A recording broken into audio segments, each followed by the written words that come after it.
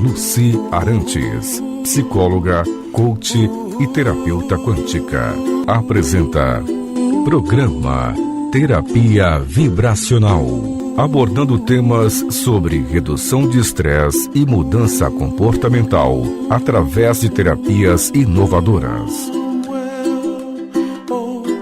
Boa tarde, é muito bom estar aqui com vocês novamente, falando sobre uma terapia inovadora, diferente. A gente fala, meu objetivo é levar uma terapia vibracional para vocês. O que é isso? São várias técnicas, várias abordagens que tratam sempre com frequências, né? Quando a gente fala de vibração, a gente está falando de frequências. Então, assim, eu tenho o equipamento, que é o Skill, que ele faz uma terapia de biofeedback. Essa terapia biofeedback eletrorressonância, por quê? Porque o biofeedback é o nosso corpo que informa para o equipamento o que você está precisando naquele momento. E a gente vai tendo informações conhecidas por vocês e algumas desconhecidas por vocês, ou pelo menos num nível mais inconsciente.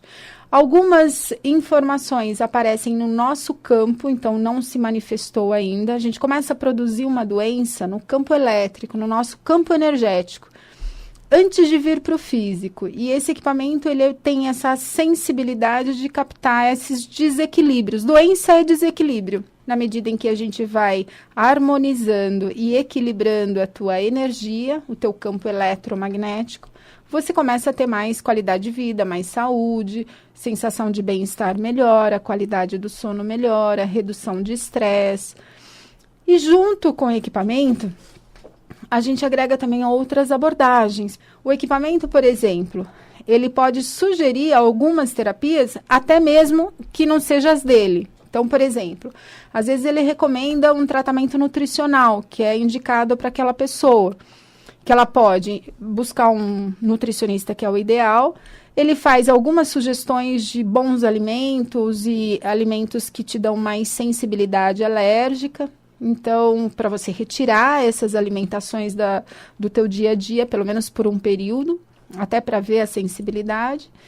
E ele vai dando indicações. Então, às vezes, ele recomenda homeopatia, psicoterapia, o próprio biofeedback. E ele vai dando sugestões e reequilibrando. Então, uma sessão, ela é uma sessão de avaliação e, ao mesmo tempo, de tratamento. Então, a pessoa já sai num resultado muito melhor.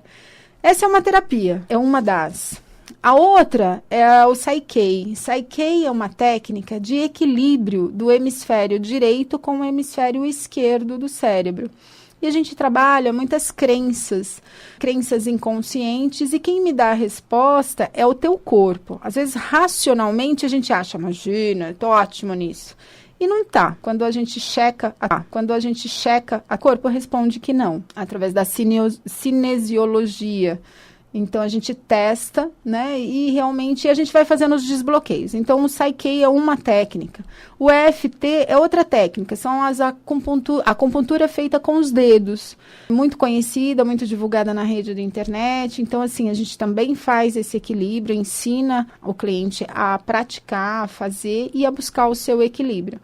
Então, eu tenho o Psyche, tenho o EFT, eu tenho o biofeedback, tem a psicoterapia convencional, tem os florais frequenciais e tem os florais californianos. Os florais, normalmente, eles atuam no campo elétrico da gente, quando é o frequencial. Então, é a frequência do órgão, a frequência da planta. Os que eu gosto mais são os californianos e os australianos. E eles trabalham para equilibrar o nosso campo emocional, o nosso campo mental, padrões de pensamento às vezes repetitivos. Então, o floral, ele é um potencializador de todo o trabalho.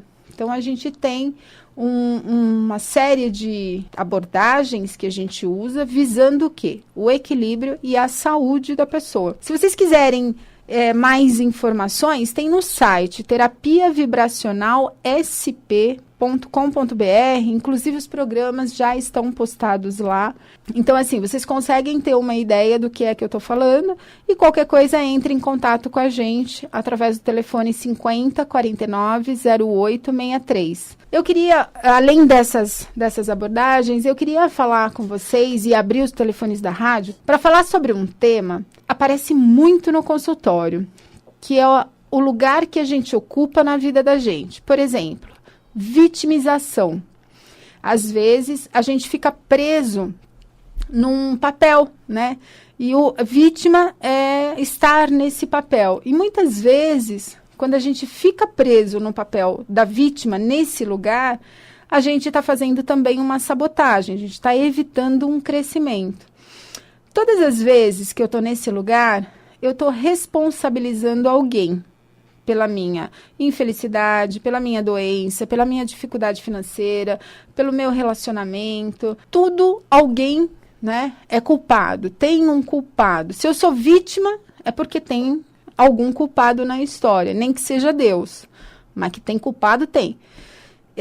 Estar nesse lugar de vítima faz com que eu fique, no mínimo, paralisada. Então, eu fico me lamentando, eu fico, muitas vezes, magoada, revoltada, me sentindo injustiçada, porque esse lugar, ele desperta em mim várias emoções, né? Eu fico paralisada diante da situação, como se eu não tivesse a capacidade e o poder de resgatar a minha vida, resgatar as minhas decisões e transformar da forma que eu quero, do jeito que eu quero, do jeito que eu preciso. Esse lugar de vítima me dá um ganho também, né? A gente chama de ganho secundário. Tudo que a gente faz na vida, inclusive a doença, né? Por mais absurdo que a gente pense, mas ficar doente não me dá ganho nenhum. Dá sim. Quando a gente está doente, alguém cuida da gente, alguém se preocupa com a gente, faz as coisas que a gente não consegue fazer ou não quer fazer. Tem sempre um suporte. Então, também ficar doente, a gente tem ganhos, né? Ficar nesse papel de vítima também tem ganhos. Por quê? Porque eu não assumo, né? E assumir a minha vida, assumir as minhas decisões, assumir as minhas escolhas, gera consequências, dá trabalho. Eu tenho que agir, eu tenho que sair da letargia, né, daquela situação, aquele marasmo, daquela coisa do, ai, mas não dá certo. Então, assim, eu tenho que fazer.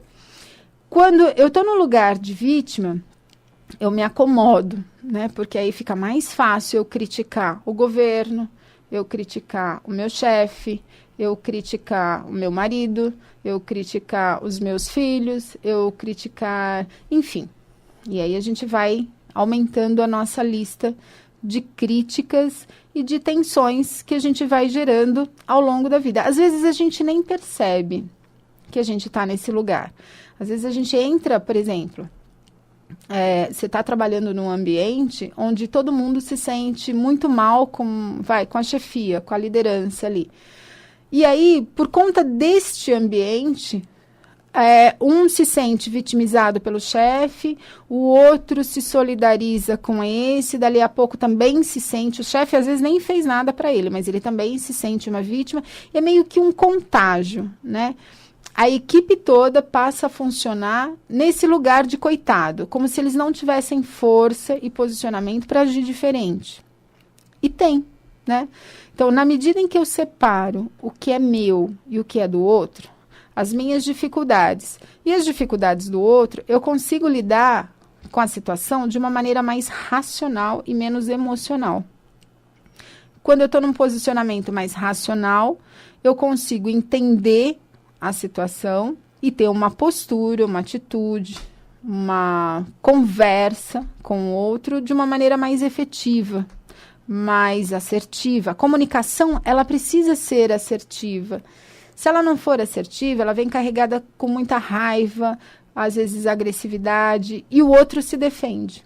É no momento em que o outro está defendido que a gente não consegue acessar. Então, quando a gente começa a fazer um trabalho, né, quando a gente começa a olhar o lugar que a gente ocupa, a gente precisa assumir qual é a nossa responsabilidade nesse lugar.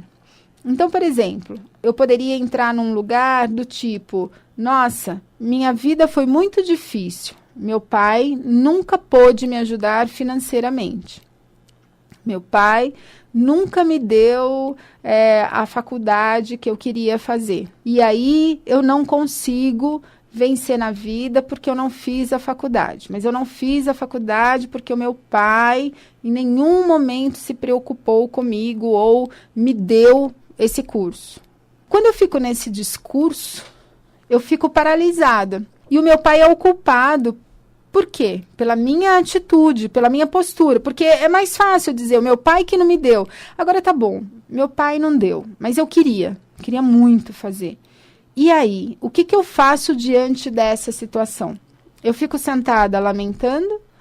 Ou eu vou lá e vou trabalhar, vou pedir um crédito educativo, vou tentar arrumar outro emprego, juntar dinheiro, não sei. O que eu vou fazer para realizar o meu desejo?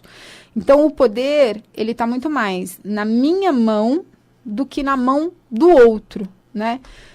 Ah, eu sou super infeliz, um outro exemplo, no relacionamento, porque minha mãe não me dava atenção, dava mais atenção para o meu irmão. Minha mãe adorava o meu irmão. Eu vou retomar essa questão de mãe, mas entrou uma ligação. Alô? Boa tarde. Boa tarde. É Nilza que está falando. Tudo bom, Nilza? Tudo. Então, vamos lá. Então, deve ter muito a ver, porque assim, eu, no momento até estou um pouco melhor, mas assim, teve um período que eu me senti muito vítima mesmo, numa circunstância em que aconteceram 2 vezes em épocas muito distantes. A última foi quando a gente teve um assalto, que a gente estava pagando apartamento e tal. E por conta disso a gente acabou perdendo e vindo morar de aluguel. E ficamos sem trabalho, porque a gente tinha uma perua de lotação que era legalizada, a gente tinha ponto, foi caçado pela Marta, e tem uma série de questões em relação. E aí a gente acabou perdendo, porque no período ela que entrou o passe, não recebia, porque foi na época logo depois que ela entrou, não recebia o dinheiro, só se entrava passageiro. E a gente optou por, então vamos parar de pagar o seguro, porque tem que pagar o apartamento. E aí perdemos o carro, perdemos o trabalho. E a vida descambou mesmo. Entendi. Então eu fiquei num período assim que eu tinha a sensação, que até o dia que eu falei, eu devo estar morando com ladrão, não é possível, gente. Porque eu não consigo andar. E eu fiquei mesmo numa situação, mas eu não sei que lugar que eu estava. Que você diz, que lugar que você ocupa? Não sei que lugar que eu ocupei. Eu sei que eu me sentia muito vítima, e isso até hoje tem arrastado bastante a história, entendeu? Eu reconheci a história que eu estava me sentindo, mas assim, eu não consegui dar um passo à frente para fazer uma mudança, eu pessoalmente, entendeu? Ó, teve algumas situações aí que você tá me contando. Primeiro, uma situação traumática, né? Viver um assalto e perder o único bem que gera renda para a família, você perdeu mais do que um carro. Você perdeu uma fonte de renda. Isso. Então, quer dizer, esse trauma, ele é realmente significativo. E só isso já te paralisaria por um tempo. E dá muita raiva, dá muita revolta. Muita raiva. Da raiva, da revolta. Muito ficar com raiva, mas eu senti muita raiva. Né? A gente culpa Deus porque é injustiça. E me senti extremamente injustiçada, até porque a minha família, por origem, é assim, um colabora muito com o próximo. Sim. Nós sempre tivemos gente que não tinha onde, às vezes onde morava em casa, entendeu? A gente sempre compartilhou, porque eu acredito na divisão. Sim. Não porque eu vou ter bênção por conta da divisão, porque eu acho que se eu tenho 2 camas e alguém não tem, qual é o problema de eu dar uma cama? Sim. Entendeu? Sim. Então eu não entendi, eu me senti, não sei, roubada em todos os sentidos, entendeu? Tá. É legal eu entender alguma coisa a respeito. Tá, eu vou falar, Nilza, no ar, mas legal, gostei bastante do teu depoimento. Obrigada. Obrigada, eu. Então, ó, eu acho que tem uma coisa que você viveu, que você passou, que foi muito complicado, que é o luto, né? Você perdeu. Toda a situação de perda, e numa situação associada a um estresse pós-traumático, que foi esse assalto, reagir para reverter essa situação. Pelo que você me contou, associado a isso, ainda tem um sentimento de, eu vou usar a vitimização, que é o que a gente está falando, porque a família não te ajudou. A família não te ajudou no momento que você mais precisava. Então, você já estava vivendo uma situação de perda significativa, e no momento onde você tinha o desejo e a expectativa de que essa família te ajudasse, eles não te ajudaram. Então aí veio uma revolta ainda maior.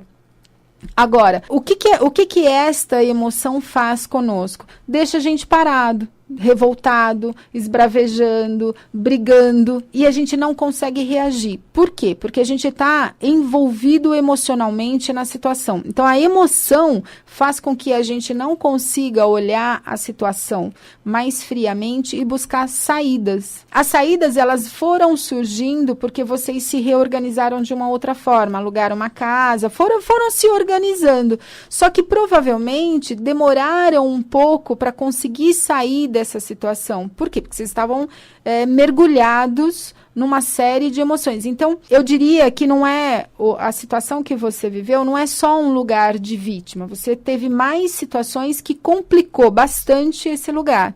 O lugar de vítima eu vejo em relação à tua família.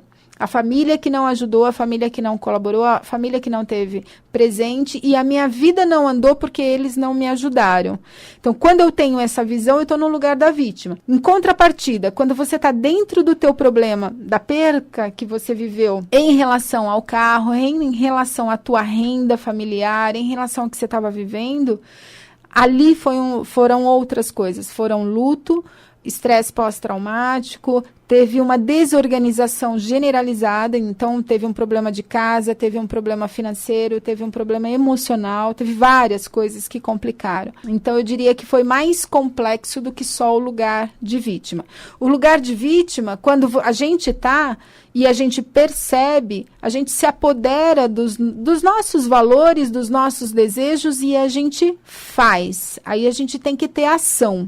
Né? A vítima, ela me deixa confortável nessa situação. Ou eu estou reclamando de alguém, ou eu estou lamentando alguma coisa. Mas quando eu entendo esse lugar, eu tenho a possibilidade de ter consciência. Amplia a minha noção de consciência e o que eu faço com ela. Então não adianta eu ficar reclamando que eu não tenho a coisa. Eu vou ter que ir atrás, eu vou ter que fazer. Eu vou ter que criar condições para isso, nem que seja pedir para alguém num primeiro momento. Então, se a família não me ajuda, talvez eu tenha que sentar com eles e, neste momento, conversar e ver se alguém se habilita a me ajudar. E vamos imaginar que ninguém ajude. Ok, você tentou, você fez a tua parte. Você não ficou só esperando que eles te olhassem, que eles resolvessem. Então, você sai dessa família e vai buscar ajuda com outras pessoas e vai tentar resolver isso. Esse é um movimento. Eu espero e como não vem, eu lamento, critico, enfim, fico nessa paralisia total, só culpando o outro. Se não vem a minha ajuda, eu sento com outro e converso. Essa é a melhor atitude, a melhor postura. Ok? Pessoal, entre em contato lá no consultório, o telefone é 5049-0863. É um trabalho muito amplo. Né? O biofeedback ele vai te trazer um equilíbrio, uma reorganização de uma sessão para outra é fantástica, a resposta do corpo, então melhora bastante, principalmente para esses temas que a gente está falando aqui, estresse pós-traumático, luto, emoções muito fortes que são difíceis da gente superar. Essa terapia, ela facilita essa passagem, né, desse luto, que é uma fase, é um processo, é uma tomada de consciência através de uma mudança.